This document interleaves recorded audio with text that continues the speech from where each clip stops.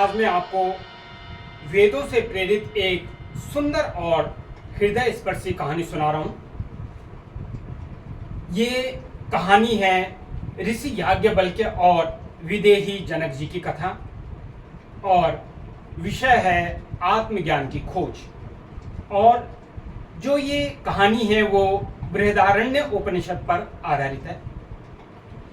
एक बार की बात है, राजा जनक जी जो कि विदेह के महान और ज्ञानी सम्राट थे, उन्हें एक प्रश्न सताने लगा जिससे उनकी आत्मा बेचैन हो उठी और उन्होंने सोचा, मैं कितना भी सुख संपत्ति से घिरा क्यों न हूं, यदि मुझे यह पता न हो कि मैं कौन हूं तो ये सब क्या अर्थ रखते हैं। मतलब इतनी धन संपत्ति होने के बाद भी मुझे अपने बारे में पता नहीं है कि मैं कौन हूं, तो ये बेकार है, सब धन संपदा बेकार है।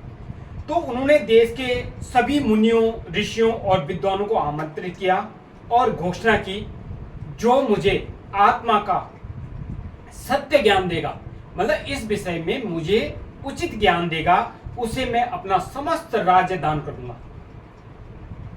राजा जनक जी ने घोषणा कर दी कि जो मेरे को संतुष्ट कर देगा मेरे प्रश्न के उत्तर से, तो मैं उसे अपना संपूर्ण राज्य दान में दे दूंगा। तो सभी ऋषि आए, मुनि आए, विद्वान आए, बड़े बड़े विद्वान आए, लेकिन कोई भी राजा की जिज्ञासा को तृप्त न कर सका। अंत में ऋषि याज्ञवल्क्य जी पधारे। राजा जनक जी ने उन्हें प्रणाम किया और कहा, हे मुनिवर, कृपा करके बताइए, जब यह शरीर नष्ट हो जाएगा तो क्या शेष रहेगा। ऋषि याज्ञवल्क्य जी मुस्कुराए और बोले, हे राजन, जो देखता है पर जिसे कोई नहीं देखता, जो सब कुछ देख रहा है लेकिन जिसे कोई नहीं देख पा रहा है, जो सुनता है, सब कुछ सुन रहा है जो, लेकिन जिसे कोई नहीं सुन पा रहा है, जो जानता है हर चीज के बारे में, हर विषय के बारे में, जो जानता है लेकिन उसे अभी तक कोई नहीं जान सका, वही आत्मा है, वही तुम हो। वही आत्मा है, वही तुम हो। तो राजा जनक जी ने पूछा, तो क्या मैं आत्मा हूं? तो याज्ञवल्क्य जी बोले, हाँ राजन, तुम न शरीर हो, न मन, न बुद्धि, तुम वह दिव्य चेतना हो जो इन सबसे परे है, जो साक्षी है हर अनुभव का, हर स्मृति का और हर भाव का। राजा जनक जी की आंखों से अश्रुधारा बह निकली और उन्होंने कहा, अब मुझे कुछ भी पाने की इच्छा नहीं है। मैं जान गया, मैं शुद्ध आत्मा हूं, नित्य, शाश्वत और निर्लिप्त। वही दिन था जब राजा जनक जी का जन्म राजा से ऋषि में हुआ।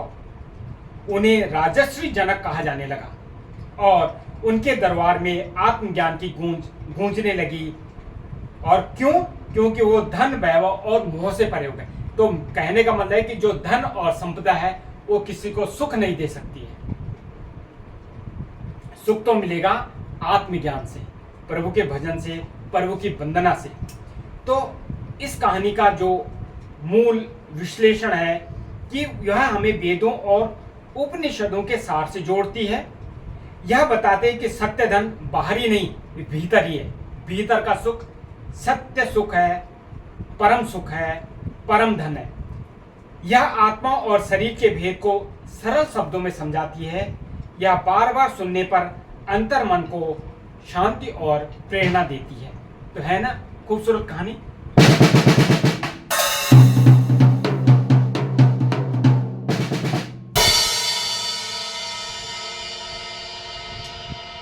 नमस्कार।